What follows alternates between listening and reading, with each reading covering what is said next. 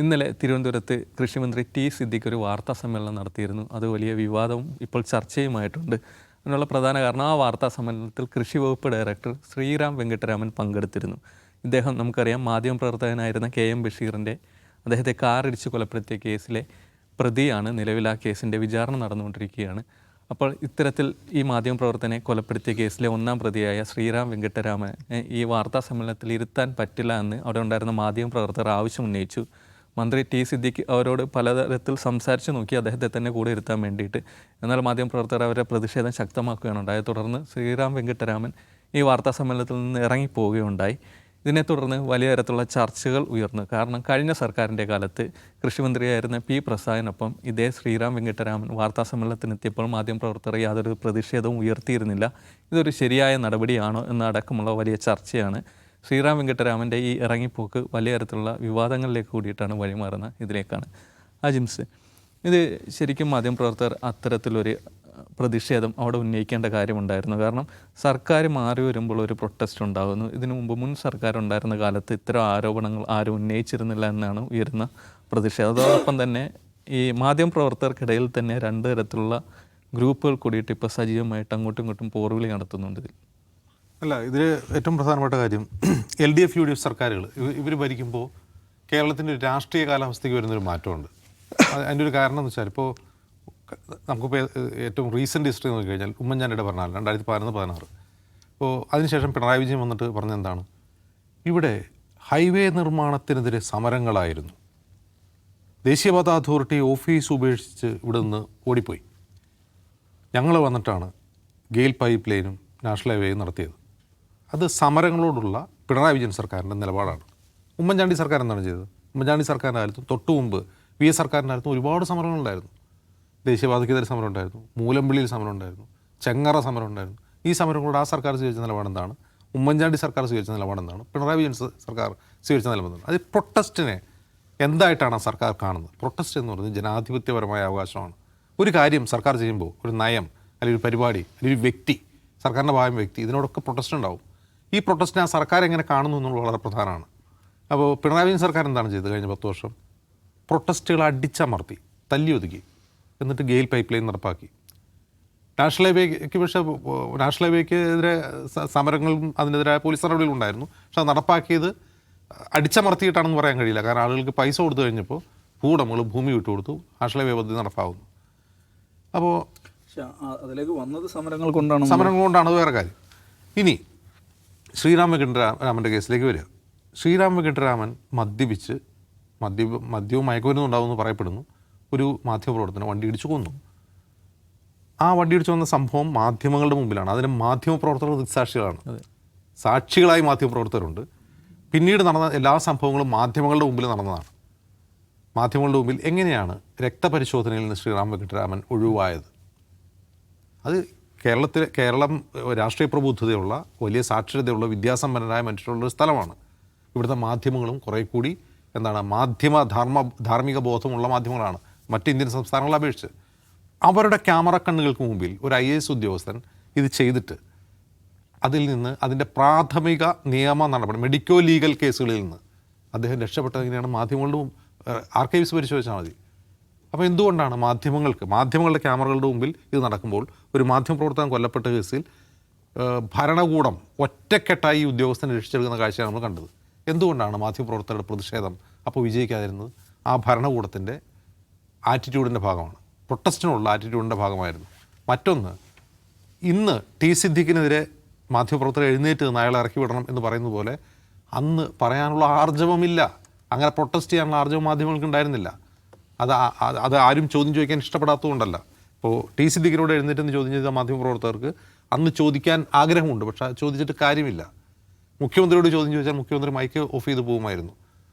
ഇപ്പോൾ P. പ്രസാദിനോട് അങ്ങനെ ചോദിക്കാൻ ചോദിച്ചാൽ കുഴപ്പമുണ്ട്. അദ്ദേഹം കുറേ കൂടി സൗഹാർദ്ദത്തോടെ മാധ്യമങ്ങളോട് പെരുമാറുന്ന ആളൊക്കെയാണ്. പക്ഷെ അത് ഒരു ഭരണകൂടത്തെ ചോദ്യം ചെയ്യുമ്പോൾ ആ സർക്കാരിൻ്റെ സ്വഭാവം കൂടി നോക്കിയിട്ടാണ് ചോദ്യം ചെയ്യുക. ഇപ്പോൾ ടി സിദ്ദിഖ് ഇരിക്കുന്നു. ടി സിദ്ദിഖ് ഇതൊന്നും ഞാൻ പറഞ്ഞു കഴിയട്ടെ എന്ന് പറയുമ്പോൾ പോലും അവരത് സമ്മതിക്കുന്നില്ല. നിരന്തരം ആ ശബ്ദം ഉയർത്തുന്നു. അവസാനം ശ്രീറാം വെങ്കിട്ടരാമൻ ഞാൻ എഴുന്നേറ്റ് പോക്കളാമെന്നുകൊണ്ട് അദ്ദേഹം ഇറങ്ങിപ്പോവുകയാണ് ചെയ്യുന്നത്. അപ്പോൾ ഈ തീരെ പ്രൊട്ടസ്റ്റ് ഉണ്ടായില്ല എന്ന് പറയാൻ കഴിയില്ല. അപ്പോൾ ശ്രീറാം വെങ്കിട്ടരാമൻ ഈ കേസിന് ശേഷം ആലപ്പുഴ ജില്ലാ കളക്ടറായിട്ട് നിയമിക്കുമ്പോൾ പ്രൊട്ടസ്റ്റ് ഉയർന്നിരുന്നു. അതായത് മാറ്റേണ്ടി വന്നു. അന്ന് അത് മാധ്യമപ്രവർത്തകരല്ല, സിറാജ് മാനേജ്മെന്റ് ആണ്. അപ്പോൾ പ്രൊട്ടസ്റ്റിനെ തീരെ അവഗണിച്ചു എന്ന് പറയാൻ കഴിയില്ല. പ്രൊട്ടസ്റ്റൊക്കെ ഉണ്ടായിട്ടുണ്ട്. പക്ഷേ പ്രൊട്ടസ്റ്റിനോടുള്ളൊരു ഭരണകൂടത്തിൻ്റെ സമീപനം എന്നുള്ളത് വളരെ പ്രധാനമാണ്. ഇവിടെ സിദ്ദിഖ് ആയതുകൊണ്ടാണ്. ടി സിദ്ദിഖല്ല, മറ്റൊരാളാരും ചിലപ്പോൾ അവിടെ ഇരിക്കുക എന്ന് പറയുമായിരുന്നു. അപ്പോൾ സിദ്ദിഖ് കുറേ കൂടി ആ ഒരു UDFൻ്റെ ശൈലിയിൽ ആ പ്രൊട്ടസ്റ്റിനെ അനുഭവപൂർവ്വം കാണുന്നു എന്നുള്ളതാണ് ഇവിടുത്തെ പ്രശ്നം. മറ്റൊരു കാര്യം കൂടിയുണ്ട്. ഇയാൾ ഒരു കുറ്റാരോപിതനാണ്. അയാളുടെ എന്താണ് വിചാരണ നടന്ന് പൂർത്തിയായിട്ടില്ല. കൾപ്പബിൾ ഹോമിസൈഡ് എന്ന് പറയുന്ന കുറ്റം IPC 402 അയാളുടെ പേരിൽ ചാർത്താം എന്ന് സുപ്രീം കോടതി അനുവദിച്ചതിന് ശേഷം കീഴ്ക്കോടതിയിൽ അതിൻ്റെ വാദം കേൾക്കുകയും മറ്റുമൊക്കെ നടന്നുകൊണ്ടിരിക്കുകയാണ്. അപ്പോൾ കുറ്റാരോപിതനായ ഒരു ഉദ്യോഗസ്ഥന് എന്താണ് ഒരു പദവിയിൽ ഇരിക്കാൻ പാടില്ല എന്ന് നിയമവ്യവസ്ഥയൊന്നുമില്ല.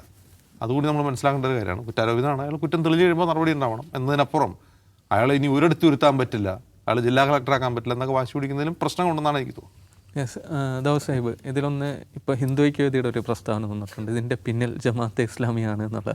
മറ്റൊന്ന് ഇത്തരത്തിൽ അജിംസ് പറഞ്ഞക്ക് കുറ്റാരോപിതരെ അല്ലെങ്കിൽ കുറ്റവാളികൾ ഇവരെയൊക്കെ ബഹിഷ്കരിക്കുക എന്നുള്ള ഒരു മാധ്യമ പ്രവർത്തനത്തിന് ചേരുന്ന നടപടിയാണ്.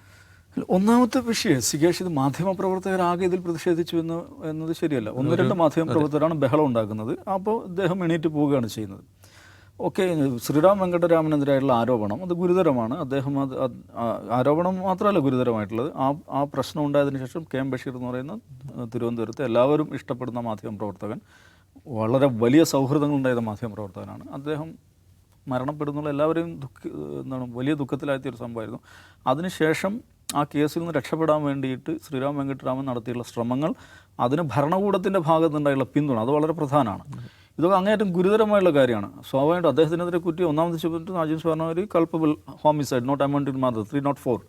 പിന്നെയുള്ളത് 201 ആണ്, ഡിസപ്പിയറൻസ് ഓഫ് എവിഡൻസ് ആണ്. ഈ പറയുന്ന തെളിവ് നശിപ്പിക്കാൻ വേണ്ടി ശ്രമിച്ച ഒരാളാണ്, ഈ ബഷീറിൻ്റെ മരണത്തിന് കാരണക്കാരനായിട്ടുള്ള ആളാണ്. പിന്നെ ഒരു വകുപ്പ് കൂടെ ഉണ്ട്, 201 കൂടെ അദ്ദേഹത്തിനുണ്ട്. പിന്നെ അപ്പോൾ ഇത്രയും വകുപ്പുകളിൽ കുറ്റാരോപിതനായി വിചാരണ നേരിടുന്ന ഒരാളാണ്. ഞാൻ പറയുന്നു, ശ്രീറാം വെങ്കട്ടരാമനെതിരായുള്ള ആരോപണങ്ങൾ, അദ്ദേഹം ചെയ്ത പ്രവൃത്തി, അതിൽ ഗൗരവം, അതൊക്കെ വളരെ ഗൗരവപ്പെട്ടത് തന്നെയാണ്. പക്ഷെ അതേസമയം അദ്ദേഹം ഇപ്പോൾ ഒരു കുറ്റാരോപിതനായിട്ടുള്ള ഒരാളാണ്. ഓക്കെ, ഒരാളുടെ മരണത്തിൽ, ഒരാളുടെ കൊലയിൽ ഉത്തരവാദിയായിട്ടുള്ള ഒരു മനുഷ്യനാണ്.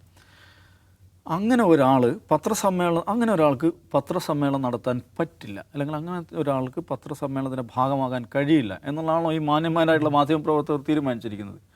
അപ്പോൾ അതിൽ വന്ന ഒരു ക്വസ്റ്റ്യൻ സുകേഷ് നേരത്തെ പറഞ്ഞു, ഈ തോന്നൽ, ഈ ധാർമ്മിക രോഷം എന്താണ് ഇപ്പം മാത്രം ഉണ്ടായെന്നുള്ള വളരെ പ്രധാനപ്പെട്ടൊരു ചോദ്യമാണ്. കഴിഞ്ഞ സർക്കാരിൻ്റെ കാലത്ത് ഇദ്ദേഹം മാധ്യമ സമ്മേളനങ്ങളിൽ നിരന്തരം പങ്കെടുത്തിട്ടുണ്ട്. അന്നേരം ഈ മനുഷ്യരാരും ഒരക്ഷരം മിണ്ടിയിട്ടില്ല. അതൊരു വസ്തുതയോടെയുണ്ട്. അതുകൊണ്ട് തന്നെ ഇപ്പോൾ സവിശേഷമായൊരു ധാർമ്മിക രോഷം വരുന്നത് വളരെ നിഷ്കളങ്കമല്ലെന്നും അത് വേറെ ചില അജണ്ടയാണ്, വേറെ ചില ഓപ്പറേഷനാണ് എന്നൊരാൾ വിമർശനം ഉന്നയിച്ചാൽ ആ വിമർശനം സാധുവാണ്. അതാണ് ഒന്നാമത്തെ കാര്യം. രണ്ടാമത്, കുറ്റാരോപിതനായ ഒരാൾ അല്ലെങ്കിൽ ഒരു കൊലക്കേസ് പ്രതിക്ക് പത്രസമ്മേളനം നടത്താൻ പാടില്ല, അല്ലെങ്കിൽ പത്രസമ്മേളനത്തിൽ പത്രസമ്മേളനം നടത്തുകയാണെങ്കിൽ ഞങ്ങൾ ആ പത്രസമ്മേളനം ഇറങ്ങിപ്പോകും എന്നതാണ് വാദമെങ്കിൽ ഇവർ P. ജയരാജൻ്റെ വാർത്താ സമ്മേളനത്തിൽ ഇവർ ഇരിക്കുമോ? ചോദ്യമാണല്ലോ. P. ജയരാജൻ എന്ന് പറയുന്നത് 2 കൊലക്കേസിൽ പ്രതിയാണ്. കതിരൂർ മനോജ് വധക്കേസിൽ പ്രതിയാണ്, അരിയിൽ ശുക്കൂർ കേസിൽ പ്രതിയാണ്. ഈ 2 കേസിൽ പ്രതിയായിട്ടുള്ള P. ജയരാജൻ വാർത്താ സമ്മേളനം നടത്തുമ്പം ഈ ധാർമ്മിക രോഷം ഉയർത്തിയിട്ടുള്ള ഈ മാധ്യമപ്രവർത്തകർ എന്ത് നിലപാട് സ്വീകരിക്കും? ഓക്കെ, നിയമസഭ വളരെ പ്രധാനപ്പെട്ട സ്ഥലമാണല്ലോ. പുതിയ നിയമസഭയിൽ ഒരു കൊലക്കേസ് പ്രതി ഇരിപ്പുണ്ട്. ആരാ അറിയോ? കാരായി രാജൻ. ഇവിടെ തലശ്ശേരിയിലെ NDF പ്രവർത്തകനായിട്ടുള്ള ഫസൽ വധക്കേസിലെ പ്രതിയാണ്. CBI ആ കേസ് ഇതൊരു ക്ലോസ് ചെയ്തിട്ടില്ല. ഒരു ഘട്ടത്തിൽ അദ്ദേഹത്തിന് കണ്ണൂർ ജില്ലയിൽ പ്രവേശന വിലക്ക് പോലും ഉണ്ടായിരുന്നു. അദ്ദേഹം നിയമസഭയിലിരിക്കുകയാണ്. അദ്ദേഹം നിയമസഭയിൽ ഇരിക്കുന്നത് കാരണം ഞങ്ങൾ നിയമസഭ റിപ്പോർട്ട് ചെയ്യില്ല.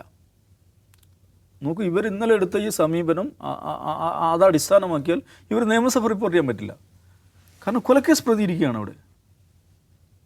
കൊലക്കേസ് പ്രതി ഇരിക്കുന്ന നിയമസഭ റിപ്പോർട്ട് ചെയ്യേ കൊള്ളാലോ. അത് പറ്റില്ല എന്ന് പറഞ്ഞാൽ ഈ പ്രസ് ഗാലറിയിൽ കിടന്ന് ബഹളം വെക്കണ്ടേ? ഇതൊരു തരം എന്താ പറയുക അറിയോ, ഒരു പോപ്പുലിസ്റ്റ് ധാർമ്മികതയാണിത്. ആളുകൾ സവിശേഷ സന്ദർഭങ്ങളിൽ വരുന്ന ഒരുതരം പോപ്പുലിസ്റ്റ് ധാർമ്മികതയാണ്. അതിന് സിദ്ദീഖ് വഴങ്ങിക്കൊടുത്തു, അല്ലെ ശ്രീറാം വെങ്കട്ടരാമൻ വഴങ്ങിക്കൊടുത്തു എന്നുള്ളത് മോശമായി പോയി എന്നാണ് ഞാൻ പറയുന്നത്. നമുക്കൊരു പ്രൊഫഷനിൽ ഏർപ്പെട്ടിരിക്കുന്ന ആളുകൾ, ഇപ്പോൾ ഒരാൾ നമ്മൾ ഇന്ത്യയിൽ ഈ പ്രാക്ടീസ് ഉണ്ട് കേട്ടോ. ഇപ്പോൾ നിയമത്തിൽ സനതെടുത്ത ഒരാൾ, അയാളൊരു പ്രൊഫഷണൽ ഓത്ത്, ഐ മീൻ നിയമബിരുദം പൂർത്തിയാക്കി സന്നദ്ധെടുക്കുന്ന ഒരാൾ, ഈ ഗൗൺ ഇടുന്ന ഒരു വക്കീൽ ഒരു ഓത്ത് എടുക്കുന്നുണ്ട്. അയാളൊരു പ്രൊഫഷണൽ ഓത്ത് ഉണ്ട്. അതെന്ന് വെച്ചാൽ തൻ്റെ മുമ്പിൽ വരുന്ന കക്ഷിക്ക് വേണ്ടി അയാൾക്ക് നിയമസഹായം കൊടുക്കുമെന്നുള്ളതാണ്. അപ്പോൾ അത് ഏത് കക്ഷി വന്നാലും നിയമസഹായം കൊടുക്കാൻ അയാൾ ബാധ്യസ്ഥരാണ്. പക്ഷേ ഇന്ത്യയിൽ പലപ്പോഴും സംഭവിക്കുന്ന ഒരു കാര്യം എന്താ അറിയോ, ഈ ചില കേസുകളിൽ പെടുന്ന ആളുകൾക്ക്, അത് ഏത് കേസായിരിക്കും, ഈ ഇത്തരം പോപ്പുലിസ്റ്റ് ആംഗിളുള്ള കേസുകളിൽ പെടുന്ന ആളുകൾക്ക് ഞങ്ങൾ കേസ് വാദിക്കില്ല എന്നങ്ങ് പ്രഖ്യാപിക്കും. ബാർ കൗൺസിൽ അങ്ങനെ പ്രഖ്യാപിച്ച അനുഭവങ്ങളുണ്ട്. ബാംഗ്ലൂർ അങ്ങനെ സംഭവം ഉണ്ടായിട്ട്, പ്രത്യേകിച്ച് തീവ്രവാദ സ്വഭാവത്തിലുള്ള കേസുകൾ അല്ലെങ്കിൽ ഈ പോപ്പുലിസ്റ്റ് സ്വഭാവമുള്ള കേസുകൾ വരുമ്പോൾ, പോക്സോ ഇതൊക്കെ വരുമ്പോഴാണ് ഞങ്ങൾ കേസ് വാദിക്കില്ല എന്ന് പറഞ്ഞിട്ട് അതാത് നഗരങ്ങളിലെ ബാർ കൗൺസിൽ തന്നെ തീരുമാനം എടുത്തിട്ടുള്ള അങ്ങേയറ്റം വിചിത്രമായ അനുഭവങ്ങൾ ഇന്ത്യയിലുണ്ടായിട്ടുണ്ട്. അപ്പോൾ അതിന് മാധ്യമങ്ങൾ അതിനെ ഭയങ്കരമായിട്ട് റൊമാൻറ്റിസൈസ് ചെയ്യും. അങ്ങനെയുണ്ടല്ലോ. ഈ നമ്മൾ കേരളത്തിൽ കണ്ടല്ലോ, ആ തീവ്രവാദിയായ മകൻ്റെ മയ്യത്തിലേക്ക് വേണ്ട എന്ന ഒരു പ്രസ്താവനയെ റൊമാൻറ്റിസൈസ് ചെയ്തതുപോലെ അയാൾക്ക് വേണ്ടി ഞങ്ങൾ കേസ് വാദിക്കില്ല എന്ന് പറയുന്നതിനെ റൊമാൻറ്റിസൈസ് ചെയ്യാം. നമുക്കിത് നിലപാട് ഡോക്ടർ എടുക്കുകയെന്ന് വിചാരിക്കുക. ഇങ്ങനൊരു കേസിൽ പ്രതിയായ ഒരാൾക്ക് പരിക്ക് പറ്റി അല്ലെങ്കിൽ അസുഖം വന്നു, അവന് ഞങ്ങൾ ചികിത്സ കൊടുക്കില്ല എന്ന് ഡോക്ടർമാർ തീരുമാനിക്കുക, അല്ലെങ്കിൽ ഡോക്ടർ തീരുമാനിക്കുക, അല്ലെങ്കിൽ ഡോക്ടർമാരുടെ സംഘടന തീരുമാനിക്കുക. ഇതിനെന്താ വിളിക്കുക നമ്മൾ? ഇതാണ് എന്താണ് മൃഗീയമായിട്ടുള്ള പോപ്പുലിസം എന്ന് പറയുന്നത്. അത് നമ്മുടെ നാട്ടിൽ ഈ സാമാന്യമായിട്ട് ലീഗൽ ഫ്രറ്റേണിറ്റിയിലാണ് കണ്ടിട്ടുണ്ടായിരുന്നത്. ഡോക്ടേഴ്സ് മെഡിക്കൽ ഫ്രറ്റേണിറ്റിയിൽ അത് ഉണ്ടായിട്ടില്ല. പക്ഷെ അത് ഈ പറയുന്ന ജേർണലിസ്റ്റ് ഫ്രറ്റേണിറ്റിയിലേക്ക് വരുന്നതിൻ്റെ സൂചനയാണത്.